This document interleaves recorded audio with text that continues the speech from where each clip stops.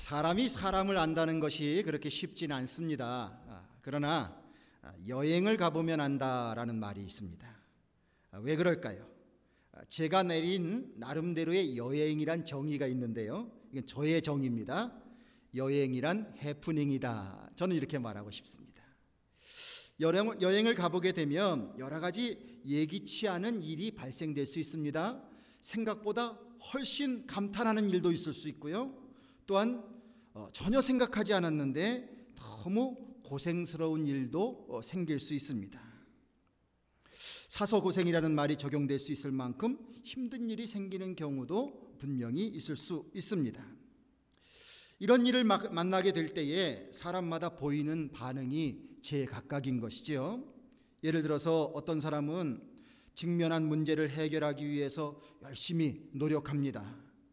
다른 사람 막 챙겨주고요, 또 혼란의 시간, 위기의 시간이기 때문에 여행 중에 자기를 이끌어준 그 리더의 말을 잘 따라주려고 노력을 합니다. 그리고 모든 사람들에게 좀 도움을 주고자 하는 위치에 서는 그런 사람의 모습이 있습니다. 반면에 어떤 사람은 이제 이런 예기치 않은 힘든 일이 생겼을 때에 자기의 고집과 주장이 더 나타나게 되는 거죠. 그러면서 사사건건 불평하고 원망을 앞세우는 모습도 있습니다. 내 이럴 줄 알았다. 가지 말았어야 했다. 오지 말았어야 했다. 당신 말대로 한 게 실수다. 이게 다 당신 때문이다. 다 책임져라. 이런 말도 나오기도 하는 것이지요. 그런데 그렇게 쏟아놓는 말을 생각해 보면 그 말을 통해서 무슨 문제가 해결될 수 있을까 생각을 해보면 하나도 해결될 것이 없습니다. 오히려 분위기는 더 안 좋아지고 절망감을 모두의 마음속에 심어주고 맙니다. 그런데도 그런 말을 거침없이 내뱉는 경우도 있습니다. 자기의 앞가림을 못하면서도 불평불만을 계속 드러내고 있는 것입니다. 이 얘기를 듣는 사람이 정말 짜증이 나서 이렇게 말할 수 있는 거죠. 그래서 도대체 어쩌자는 거냐? 그리고서 질문을 하게 되면 아무 대책도 내놓지 못합니다. 두 가지의 모습의 사람을 여러분들에게 말씀을 드렸는데 여러분들 한번 이렇게 생각해 보면 좋겠습니다. 전자에서 말씀드린 그런 분들과 또한 후자에서 말씀드린 이런 분들과 어떤 사람이 그리스도를 닮은 사람이라고 말할 수 있을까? 어떤 사람일까요? 그렇죠? 대답해 주셔서 감사합니다. 어떤 사람이 신앙을 삶 속에 실천하고 있는 사람일까? 한번 생각해 보시기 바랍니다. 이 두 사람 가운데에서 어떤 사람이 과연 성숙한 사람이고 앞으로 어떤 일을 함께 도모한다면 도대체 어떤 사람과 함께 일을 도모할 수 있을까? 여러분들 나름대로 판단이 드실 줄로 압니다. 어려운 상황을 당해보면 사람의 됨됨이를 금세 알 수 있습니다. 자기 자신도 내 자신도 어려운 상황을 닥치게 되면 나라는 존재가 과연 어떤 사람인가를 자기를 스스로가 또 알게 되기도 합니다. 점검하게 된다는 것이지요. 어려운 상황 속에서 만약에 그 어려움 가운데 자신의 중심을 잘 지키면서 우리가 주님을 믿는 사람이라고 하기 때문에 특별히 주님을 믿는 사람으로서 주님 뜻이 무엇인가를 생각해 보면서 그대로 행동을 하게 되면 그 사람은 조금 더 주님 닮는 모습으로 변화되어 나가는 사람이 될 줄로 믿습니다. 이것이 우리가 주님 닮아가는 사람으로서 변화되어 나가는 아주 중요한 순간이요, 또한 하나의 길입니다.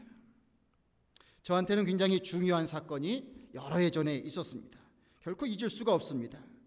이 지역의 여러분들과 함께 콜로라도 덴버에 있는 지역에서 열리는 세미나를 다녀온 적이 있습니다. 저희가 돌아오는 길에 함께 타고 간 15인승 뱅이 시골길로 접어들게 됐는데 밤중에 그만 큰 사슴을 들이받고 말았습니다. 차는 더 이상 움직일 수 없을 만큼 부서졌습니다. 그러나 그 차에 탔던 사람은 다치지는 않았습니다. 잊을 수 없는 사건입니다. 정말 적막감이 있고 이 문제를 어떻게 풀어야 될까 우리가 난감하기도 했습니다. 그런데 참 기억에 남는 것은 그 차에 탔었던 모든 사람들의 반응이 다 제각각이었다는 겁니다. 이제 사고가 나는 순간부터 그 다음에 다시 이 지역까지 돌아오는 모든 과정을 통해서 그 차에 함께 탔던 사람들의 반응이 제각각이었습니다. 어떤 한 분은 가장 많은 피해를 보신 분이에요. 그 차에 어떻게 보면 소유권을 가지고 계신 분이죠. 그런데 이분이 가장 많은 피해를 보신 분인데도 그분에게서 굉장히 좋은 면을 볼 수가 있었습니다. 이분이 이렇게 얘기하는 겁니다. 우리가 여기서 이런 사고가 나지 않았다면 갑자기 찾아온 한파 때문에 우리가 유타주의 저 시골로 들어갔을 때 더 정말 힘든 상황을 맞이했을지도 모른다. 더 큰 위험을 당했을지도 모른다. 하나님께서 막아주셨다고 생각이 들어. 이렇게 말합니다. 왜냐하면 그 사건 다음 날 굉장히 추운 바람이 불어가지고요, 막 도로가 얽고 그랬거든요. 큰 프리웨이가 다 얼고 하는 그런 일들이 있었습니다. 반면에 어떤 분은 이런 얘기를 합니다. 아유, 배고픈데 뭐 안 주는 거야? 지금 사슴 들이받고 자리 잡기도 바쁜데 누가 누구를 챙겨줍니까? 그런데 배가 고프다고 불평을 합니다. 잠자리가 빨리 해결이 안 된다고 불평을 합니다. 어떤 분은 심지어 내 이럴 줄 알았다. 덴버에 하루만 더 있다가 왔으면 이런 일을 안 당했을 텐데, 이렇게 말하는 분도 있었습니다. 이 사건, 하나의 사건을 통해서 우리는 서로에 대해서 참고해야 할 만한 많은 것들을 단번에 깨닫게 되었습니다. 그리고 저도 제 자신을 돌아볼 수 있는 계기가 되었습니다. 여러분, 우리 인생들은 대부분 편하고 좋은 상황들을 원합니다. 좀 더 어떻게 하면 편해질 수 있을까? 좀 더 어떻게 하면 좋은 상황에 있을 수 있을까? 내 가족들, 자식들, 부모님 어떻게 하면 좀 더 좋은 상황에 있게 해드릴 수 있을까? 어떻게 그렇게 마련할 수 있을까? 여기에 굉장히 애들을 쓰고 있습니다. 그런데 이런 좋은 상황, 좋은 환경에서는 사실 믿음의 부분에 있어서는 우리의 믿음이 썩 잘 자라지를 않습니다. 우리는 좋은 것을 원하고 좋은 환경을 원하는데, 그러나 우리가 가지고 있는 믿음이라고 하는 부분에 있어서는요, 그렇게 도움이 안 된다는 사실이에요. 제가 이제 얘기를 드릴 테니까 제 말이 맞나 한번 생각해 보시기 바랍니다. 자, 내가 편하고 상황이 좋으면 당장 기도하기를 게을리하기 시작합니다. 기도하는 것보다는 내가 이룬 것에 대한 자랑을 하고 싶은 마음이 더 많이 듭니다. 내 성공담을 다른 사람들에게 자꾸 들려주고 싶습니다. 주님 말씀 대하는 것 옛날보다 소홀히 하게 됩니다. 내가 무슨 일을 할 때에 내가 성공했던 사람이기 때문에 내 방식대로 하면 될 것 같아요. 그래서 하나님께 여쭙지 않게 됩니다. 오히려 나의 성공적인 인생 스토리를 가능하다면 책으로 한번 써서 다른 사람들에게 보여주고 싶다라고 하는 욕망까지도 생깁니다. 우리의 품성은 어떻습니까? 예수님 닮는 품성으로 자꾸 변화되어 나가야 하는 것이 믿음의 사람인데, 내 스스로가 편하고 좋은 상황이다라고 하면 저절로 나의 품성이 예수님처럼 변화되어 나가질 않습니다. 소위 잘 나가고 있으면 사람들 앞에 거침없는 사람이 되는 성격을 갖게 됩니다. 뭐든지 한마디라도 해주고 싶고요, 훈수 두고 싶고요, 굉장히 당당하고 자신감 있게 그렇게 사람들 앞에 거침없는 사람이 되려고 하는 품성을 갖게 됩니다. 늘 한 수 가르치려고 하는 태도도 보이게 되고요, 누가 무슨 말을 하게 되면 그 말에 귀 기울이려고 하지 않습니다. 자수성가형 분들이 어느 정도까지는 자수성가를 하시는데 그 다음은 어렵다고 그래요. 왜냐하면 자기 생각에는 자기의 생각이 늘 옳거든요. 그래서 자기만큼 성공을 해보지 않은 사람이 무슨 얘기를 하면 그걸 전혀 귀담아 듣지 않습니다. 그건 그게 아니야, 이러는 거야, 이렇게 얘기하면서 함께 더불어 성장해 나가야 되는 그 기회를 이제 스스로가 차단을 하는 것이죠. 자, 이런 모습들이 우리 안에 편하고 좋은 상황들이 막 생기게 되면 정말 우리들의 모습이 그렇게 모습이 될 것 같습니까? 아닙니까? 자, 그런 경험을 해보신 적이 있으십니까? 없으십니까? 아마 공감하실 부분이 분명히 있으리라고 생각이 듭니다. 이런 모습은 장기적으로는 결코 우리 자신들을 바람직한 그리스도인으로 만들어주지 못합니다. 주님의 일을 하는 사람이 되어야 하는데 주님의 사람으로서는 더더욱 장애물이 되는 것이지요. 주님의 일을 해도 결국은 하나님께 영광을 돌리지 못하고 자신이 영광을 가로채는 자기 만족을 위해서 하게 되는 그런 모습으로 내 마음이 달려가게 된다는 것입니다. 결국은 어떻게 됩니까? 교만한 자가 되고 하나님께서 원하시면 하나님께서는 교만한 자의 목을 꺾으신다고 하셨어요. 오히려 연약한 자를 세우셔서 가진 자, 교만한 자 이런 사람들을 부끄럽게 만드시는 하나님의 역사를 경험하게 됩니다. 절대로 하나님의 자녀로서 그리스도의 제자로서의 삶을 살기가 어려운 것입니다. 하나님 복 주세요. 하나님 복 주세요. 잘되게 해주세요. 그래서 해줬는데 하나님이 내려주시는 복을 화로 바꾸는 인생도 될 수 있는 것입니다. 그래서 하나님께서는 우리가 하나님의 자녀답게 그리스도의 제자답게 살게끔 하시기 위해서 우리를 계속 하나님의 복을 담을 만한 그릇으로 만들어 가시는 줄로 믿습니다.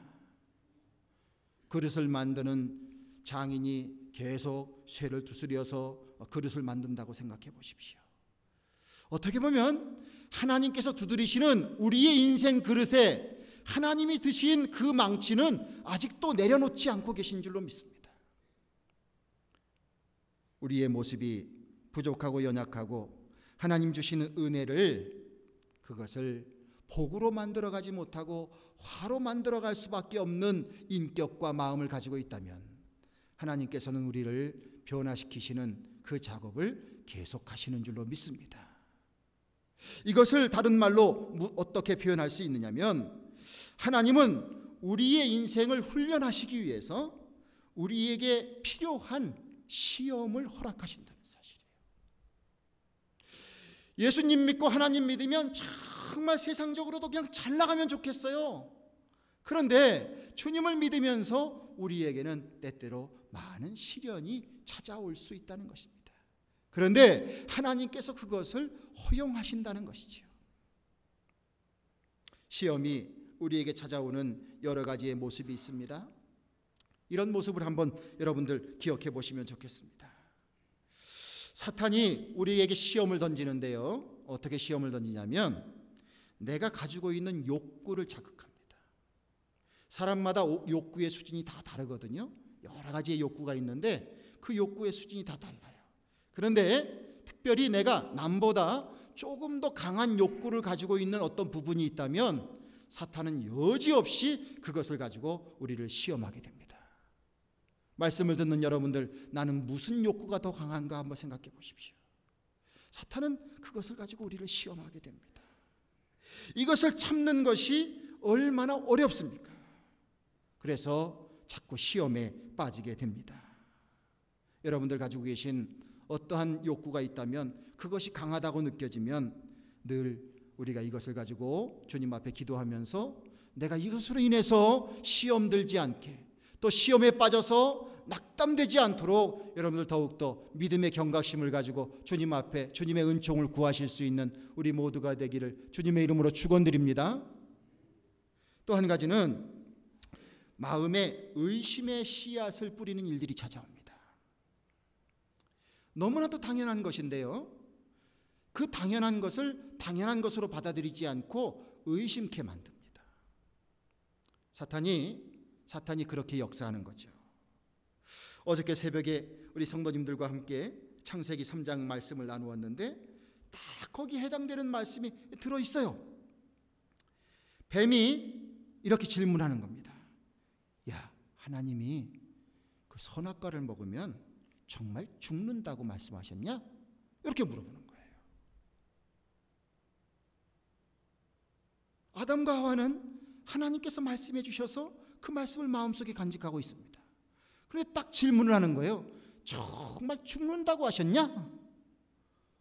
그러니까 하와가 줄줄이 대답을 하기 시작하네요. 자, 그러면서 대화가 시작되고, 그리고 품지 말아야 할 의심의 마음이 들어지면서 유혹에 넘어가기 시작을 했습니다. 여러분들, 우리가 누가 뭐라고 그래도 우리의 마음속에 지켜야 할 정말 중요한 것들이 있습니다. 의심하지 말아야 할 것이 있습니다. 이것은 누가 그것에 대해서 흔드는 질문을 할 때에 여러분들의 마음을 잘 지키시게 되기를 주님의 이름으로 축원드립니다.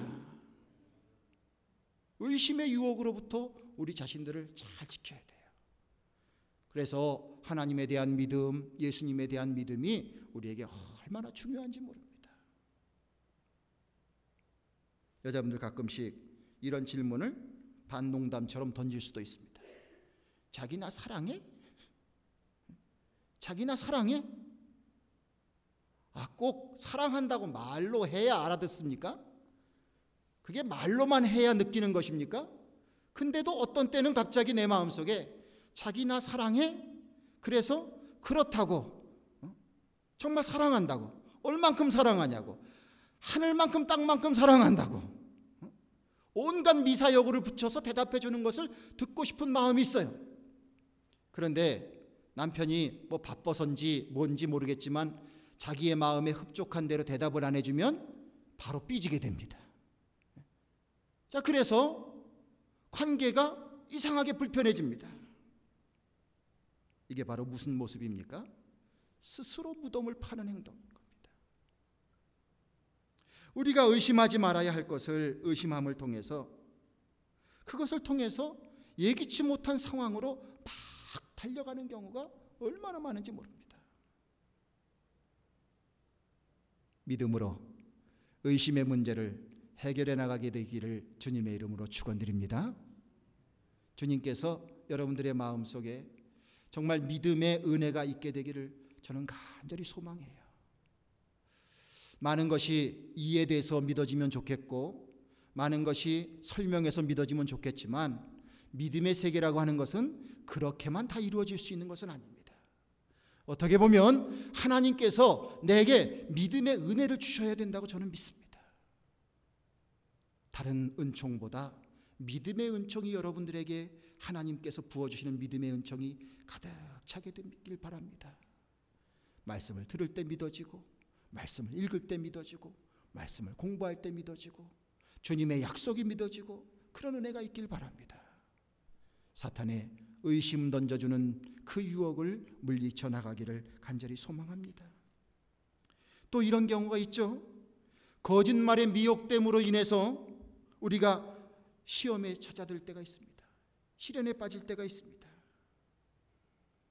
하나님께서는 분명히 선악과를 먹으면 죽는다고 말씀하셨어요. 그런데 뱀은 거짓된 유혹을 하는 겁니다. 거짓말을 하는 거예요. 너 이거 먹어도 안 죽어. 먹어봐. 내가 이거 먹으면 내가 눈이 밝아지고, 그래서 선악을 다 분별하실까 봐 하나님이 그걸 못하게 하려고 그러는 거야. 이렇게 죽는다는 그 사실을, 하나님이 말씀해 주신 그 사실을 거짓말로 아니라고 얘기해 주거든요.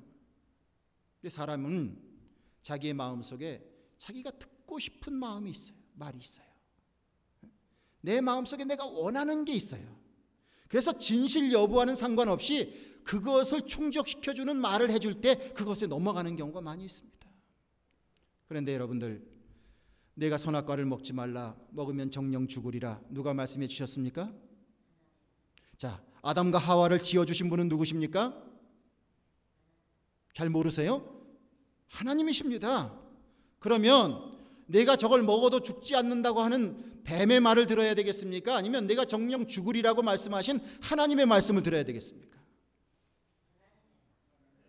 근데 왜 이렇게 엉뚱한 결과를 가져오죠? 말을 안 들어도 된다는 생각, 왠지 거역하고 싶은 충동, 말을 안 듣는다고 무슨 일이 벌어지겠어, 이런 막연한 생각. 그래서 거짓일지라도 내가 듣기 좋은 말에 집착하고 있는 이 유혹이, 이 시험이 우리들 안에 자꾸 찾아옵니다.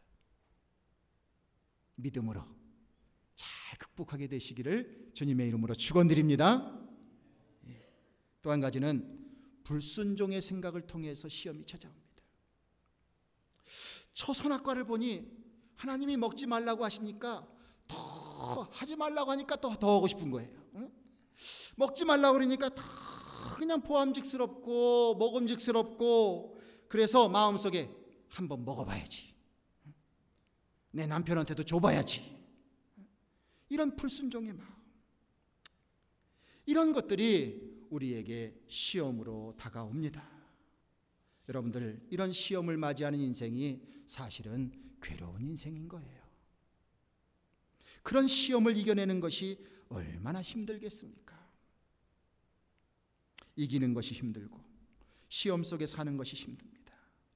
성경 말씀 속에 욥이 당한 시험을 보게 되면 그 말씀의 내용을 쭉 읽으면서 욥이 얼마나 힘들었을까, 막 피부병이 찾아오는데 얼마나 가렵게 힘들면 깨진 기와장을 가지고 자기의 살을 긁어대면서 거기서부터 그걸 버티려고 애를 쓰는 이런 모습도 나오지 않습니까? 시험은 어떤 면으로든지 어려운 것입니다. 그런데 이 시험이 스스로가 스스로를 자초해서 오는 시험일 수도 있고, 또 때로는 하나님이 우리를 훈련시키기 위해서 오시는 것일 수도 있는데, 결론은 우리 믿음의 사람들은 시험을 어떻게 해야 될까요? 이겨야 될 줄로 믿습니다. 한번 따라 하십시오. 시험을 이기자. 할렐루야. 로마서 5장 3절과 4절을 보면, 다만 이뿐 아니라 우리가 환난 중에도 즐거워하나니 이는 환난은 인내를, 인내는 연단을, 연단은 소망을 이루는 줄 알미로라. 환난을 당합니다. 시험을 당합니다. 그러나 그것을 잘 참아게 나가게 되면 우리를 연단시키셔서 결국 우리에게 거룩한 소망을 주신다는 귀한 말씀입니다. 때로는 고난이 우리의 인생에 찾아오지만 이것을 통하여 우리가 믿음의 길에 서게 되면 우리를 성숙케 하시는 하나님의 은혜가 있습니다. 어린 사람을 봤는데 생각보다 성숙한 사람을 볼 수 있습니다. 어떤 사람은 나이가 50, 60이 됐는데도 철이 안 난 사람도 있을 수 있습니다. 어린 나이에 성숙한 사람은 인생의 풍파를 많이 경험한 사람인 경우가 대부분입니다. 그러기에 우리의 인생에 닥쳐오는 시험과 고통을 대할 때에 여러분들 믿음의 눈으로 이렇게 한번 생각해 보시길 바랍니다. 하나님, 저에게 시험이 닥쳐왔는데, 환난이 닥쳐왔는데, 고통이 닥쳐왔는데, 하나님, 이것을 통해서 하나님이 저에게 주시고자 하시는 것은 무엇입니까? 하나님, 이것을 허용하신 하나님의 근본 목적은 무엇입니까? 이 마음으로 매사에 우리에게 닥치는 시험을 바라다 볼 수 있게 되기를 주님의 이름으로 축원합니다. 예수님에게서 시험을 대하는 태도를 배울 수 있을 것 같아요. 예수님이 십자가에서 나의 하나님, 나의 하나님, 어찌하여 나를 버리시나이까 라는 고백을 하셨거든요. 이것은 예수님이 당하신 그 고통과 그 아픔의 무게가 진실된 것이었다는 거예요. 예수님이 고통을 당하셨어요.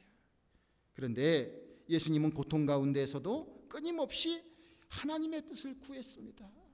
주여, 내 뜻대로 마옵시고 아버지의 뜻대로 하옵소서. 이 마음을 가지고 본인에게 닥치는 시험을 이겨나갔습니다.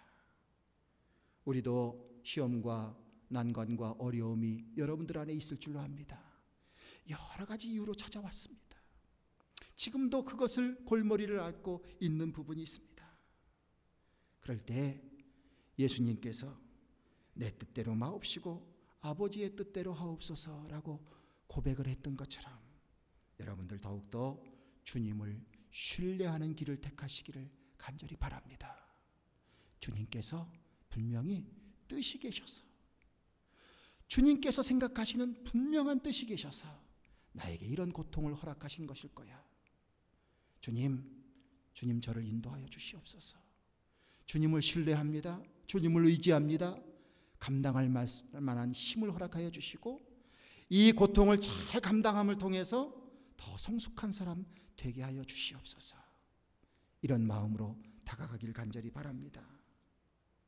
많은 사람들이 어렵고 힘들 때 분노할 마음, 원망하는 마음이 생기는 것은 인간으로서의 갖는 자연스러운 반응일 수도 있습니다.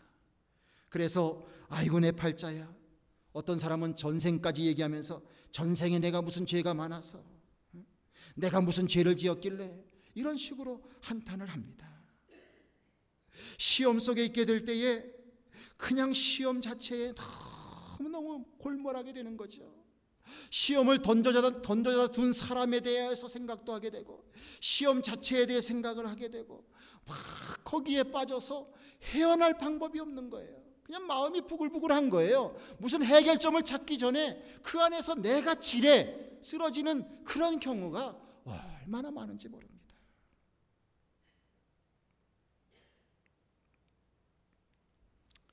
이런 노래가 하나 있어요. 여러분들 한번 들어보시기 바랍니다.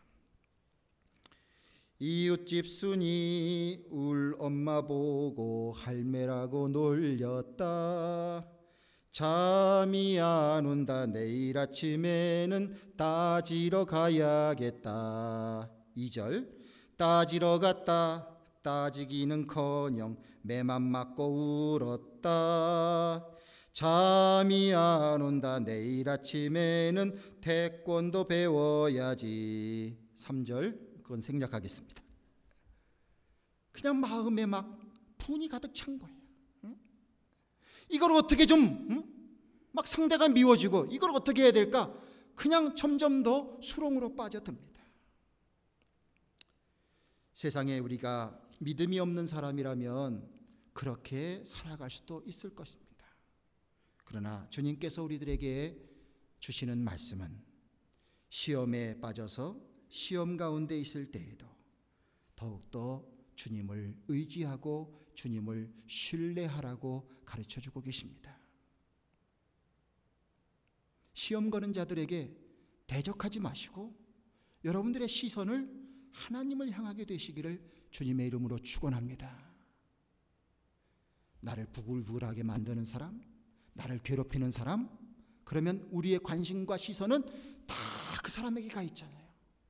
그런데 믿음의 사람은 그렇게 하지 말고 그런 일을 닥치게 되면 그 시선을 누구께로 향하라고요? 하나님께로 향하라고 주님께서 우리들에게 가르쳐주고 계십니다. 성경 말씀에 무엇에든지 선하며 무엇에든지 옳으며 무엇에든지 참되며 라는 말씀이 있습니다. 주님이 우리가 주님을 향하여 이런 어려운 가운데에서 그렇게 살아가게 될 때에 우리도 파괴적인 세상적인 방법으로 원수를 갚을 그런 마음으로 살게 하지 아니하시고 오히려 믿음으로 그런 시험을 잘 이겨나가게 해주신다는 약속의 말씀과 귀한 방법인 줄로 믿습니다. 예수님이 40일 동안 금식하시고 시험 받으셨을 때에 그 시험에 대처하신 모습을 여러분들은 다 기억하실 것입니다. 마귀가 이런 시험 저런 시험 다 했습니다. 먹는 것에 대한 시험, 영웅심에 대한 시험, 권세욕에 대한 시험 다 했지만 예수님이 그를 대처했던 것은 바로 하나님의 말씀뿐이었습니다. 시험 속에서 마귀를 대하면서 마귀에게 분풀이를 하려고 하는, 마귀를 멋지게 이겨야 되겠다고 하는 그런 마음이 아니라 하나님의 말씀을 생각하면서 그 말씀의 바탕에서 서서 대응하는 태도를 보이셨기 때문에 메시아로서 마귀의 모든 시험을 승리하시고 공생애를 시작할 수 있었습니다. 주님이 기뻐하시는 방법대로 시험을 대처하시면 주께서 반드시 이기게 해주실 줄로 믿습니다. 우리에게는 주님께서 귀한 선물을 주셨습니다. 그 선물이 바로 무엇이냐면 우리가 시험당하고 환난 속에서 어려워 나갈 때에 주님께서는 우리들에게 이미 먼저 믿는 사람들을 허락하셨다는 거예요. 한마디로 영적인 동지를 허락해 주셨어요. 하나님이 참 묘하게 역사하시는데요, 우리가 시험당할 때에 나에게 시험을 던져주는 사람과 그 루트도 있지만 나에게 그 시험을 이겨나갈 수 있도록 함께 짐을 져주는 사람도 주께서 보내신다는 겁니다. 이게 얼마나 오묘하고 또한 귀한 일인지 모릅니다.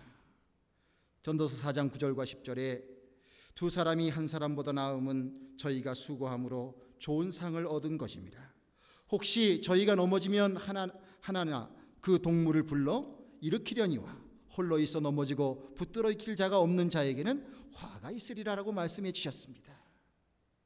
혼자서는 감당하기 어렵지만 믿음의 식구들이 함께 있게 되면 우리에게 당하는 시험을, 우리가 당하는 환난을 함께 이겨나갈 수 있다고 주님께서 우리들에게 지혜를 가르쳐 주시는 줄로 믿습니다. 여러분들, 우리 교우들은 여러분들의 기분을 상하게 하거나 여러분들의 자리를 빼앗는 사람이 아닙니다.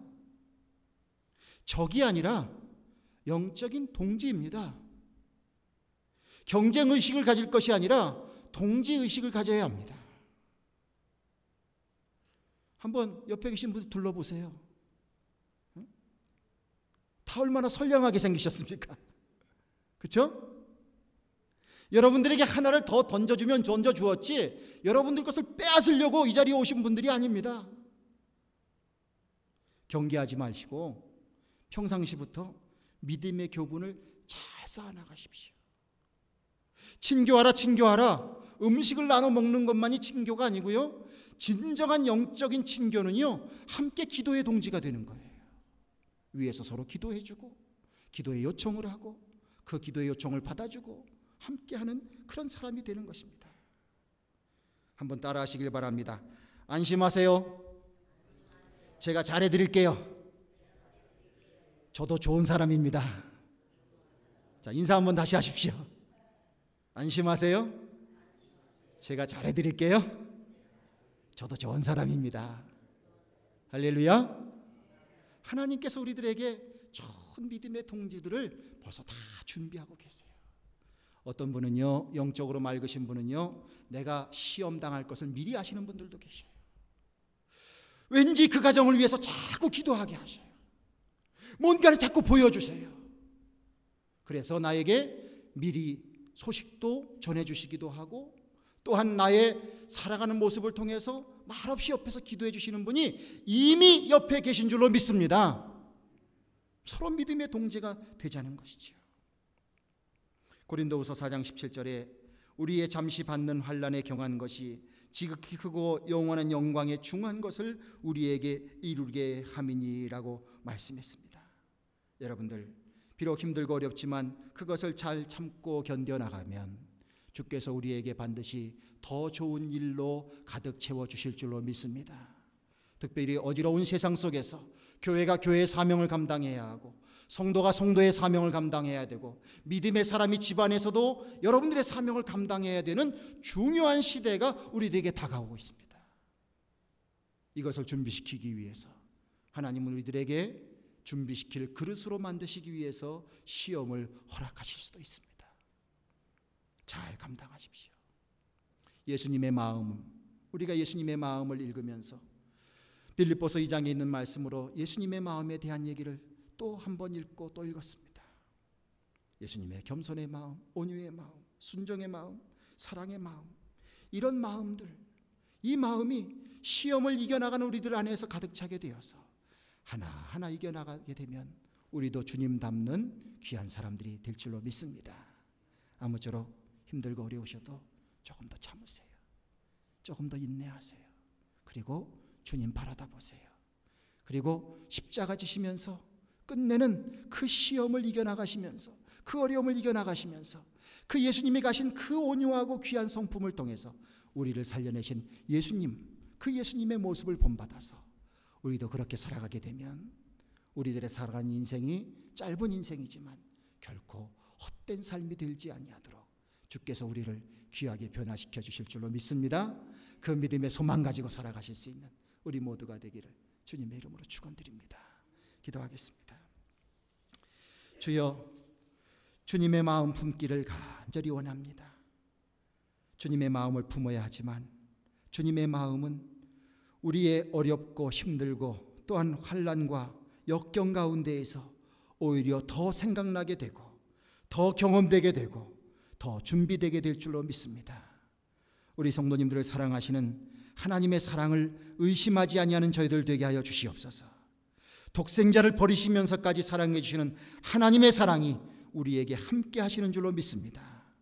주여, 믿음으로 정말 복되게 살아가서 주여 우리에게 닥치는 모든 시험을 통하여 하나님의 귀한 자녀로 준비되어 나가게 하여 주시고, 시험에 쓰러져서 아파하고 슬퍼하며 패배자 되지 않게 하여 주시고, 정말 믿음으로 믿음의 그릇을 더 귀하게 준비해 나갈 수 있는, 연단받고 소망을 담을 수 있는 믿음의 그릇들 다 될 수 있도록 주님 함께하여 주시옵소서. 예수님 본받는 사람들 되길 원합니다. 주여, 우리 안에 예수님의 향기가 나타나게 하여 주시고 예수님의 마음이 흘러넘치게 하여 주셔서 이 세상 사람들에게 소망의 사람들 다 될 수 있도록 주님 함께하여 주시고 축복해 주시며, 특별히 당면한 많은 과제들을 하나님 주시는 예수님의 마음으로 극복해 나갈 수 있는 우리 모두가 될 수 있도록 성령께서 주장하여 주시옵소서. 우리 주 예수 그리스도의 이름을 받들어 간절히 소원하며 축복하며 기도하옵나이다. 아멘.